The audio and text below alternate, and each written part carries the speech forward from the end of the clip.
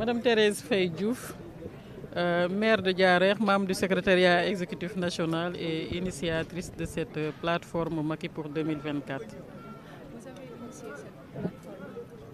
Macky 2024. Quelles sont vos impressions? Bon, d'abord, je tenais à remercier en tout cas la direction nationale de notre parti et remercier également tous les camarades avec qui nous avons pris cette initiative pour organiser cette grande manifestation. Préciser également que nous l'avons organisée en 72 heures. Peut-être ça va émerveiller en tout cas le champ politique sénégalais, mais c'est ça la réalité. En 3 jours, cette activité a été organisée. Nous n'avons pas également demandé même l'autorisation du parti ou du président. C'est une initiative. Nous avons jugé utile de porter encore le président de la République à la tête du pays en 2024.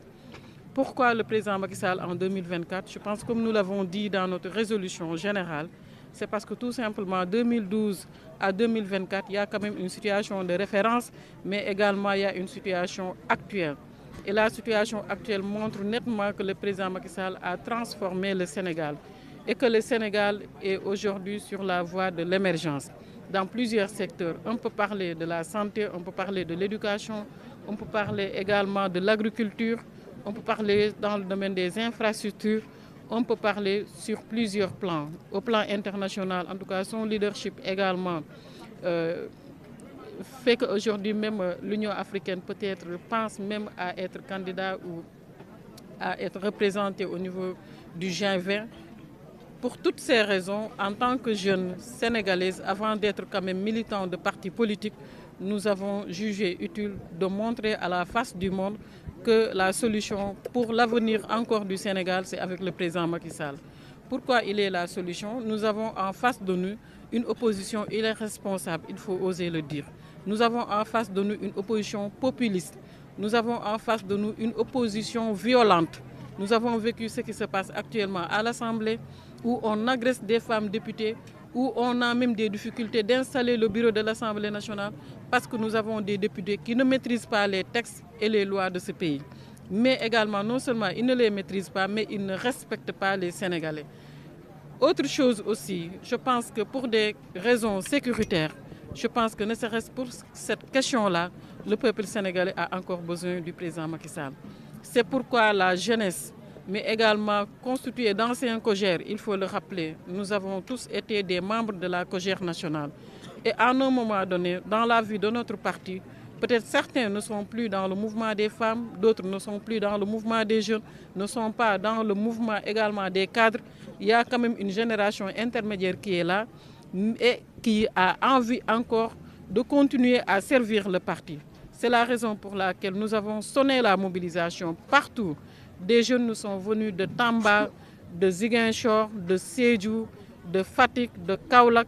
partout dans le Sénégal. C'est les 14 régions qui ont été représentées ici à Grand Théâtre pour montrer notre volonté ferme à porter la candidature de son Excellence, Monsieur le Président de la République, en 2024. Merci. Vous avez parlé tantôt de l'opposition. Monsieur Ousmane Sonko hier a parlé sur RFI que la candidature du président n'est pas valide. Quelles sont vos impressions? Je ne pense pas à M. Ousmane Sonko de dire que la candidature du président Macky Sall est valide ou elle ne l'est pas. Attendons d'avoir la position du Conseil constitutionnel. Ce qui est important est qu'aujourd'hui, tout citoyen a le droit de dire que je soutiens Macky ou je ne soutiens pas Macky. Mais nous avons le droit de le dire et de le manifester et c'est ce que nous avons fait aujourd'hui. C'est bon? Ci wolof dañuy gërëm d'abord suñu direction parti monsieur le président de la République mais aussi gërëm ndaw ñi ñu àndal ci plateforme bi ñu nekk ay ndaw ñoo xam ne dañoo nekkoon ci COJER ñii nekk ay haut cadre milité wuñu fenn mais yàgga liggéeyal parti bi ci seen gox-goxaat ñu gis ne que nag fii Sénégal tollu tey foog naa ne que wax jot na jëf jot na ci wax jot na jëf jot na moo tax ñun ñëpp ñu woote ci ñetti fan la ñu woote li ngeen gis tey Grand Théâtre ku gis mobilisation bii tey nga xam ne ay jeunes yu bëgg président Macky Sall mais ay ndaw ñoo xam ne dañoo xam politique ay ndaw ñoo xam ne aussi dañoo yàgg xam luy syndicalisme universitaire ay ndaw yoo xam ne dañoo am leadership fa ñu dëkk ñoom ñoo porte lii tey ba mu jur mobilisation bi nga xam ne xam naa opposition bi bu ko seetaanee du nelaw dañ daan woote place de l'Obélisque mais yàlla xam na ne que suñu doxalaatoon 1 heure de temps foog naa ne que leneen sax mënoon na fi am parce que looloo tax sax ñu mujjee ko jéem a baral ndax kaar yi ñu ngi doon continuer di ñëw te fii nit ñi xajatuñ ci foon donc ñuy wax ne que lu tax ñu ne président de la République Macky Sall parce que dañoo gis liggéeyam lii ci bourse familiale yi ci yoon bi TER baa ngi nii foog naa ne que nit ñi vite fait yaa ngi Diamniadio wala yaa ngi Dakar BRT bi mu ngi Dakar yoon yi partout dans le Sénégal accès universel à l'eau électricité loolu yëpp nag bu fekkente ne président Macky Sall ak gouvernement am ñu ngi koy defaral réew mi ñun avant ñoo nekk ay militantes ak ay militants parti politique dañoo nekk ay sénégalais ñu gëm ne que nag Sénégal kenn gënuñu koo bëgg moo tax ñu ne pour toutes ces raisons pour des raisons yi nga xamante ne aussi président Macky Sall mu ngi nekk ki nga xam mooy incarner la paix la sécurité la stabilité dans ce pays ñun ñu ne nag pour cette continuité ñun président Macky Sall la ñu tànn en 2024 pour mu nekk suñu mbër bu fekkente ne nag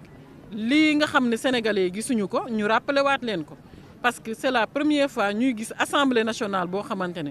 pour nga installer sa bureau rek c'est tout un problème parce que nous avons à face de nous une opposition violente une opposition qui joue même sur la psychologie du peuple une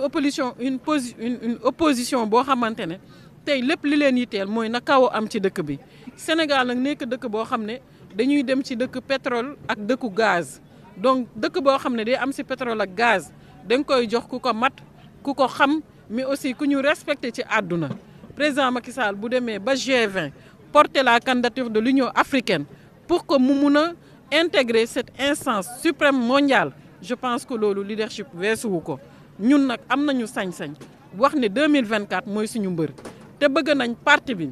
ak camarades yi nga xam ne ñoo nekk partout dans les départements ñu suivre cette dynamique bëgg nañ aussi lii ñu def bu yàggul dara di ngeen ñu gis ci région yi ñun ndaw ñi nga xam ne ñun ñoo constituer la plateforme Macky pour 2024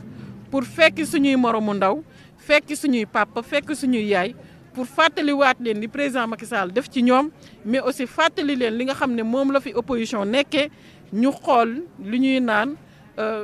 nu mu tudd sax ki gën ci réew mi ñun dañoo jàpp ne président Macky Sall moo gën ci réew mi moo tax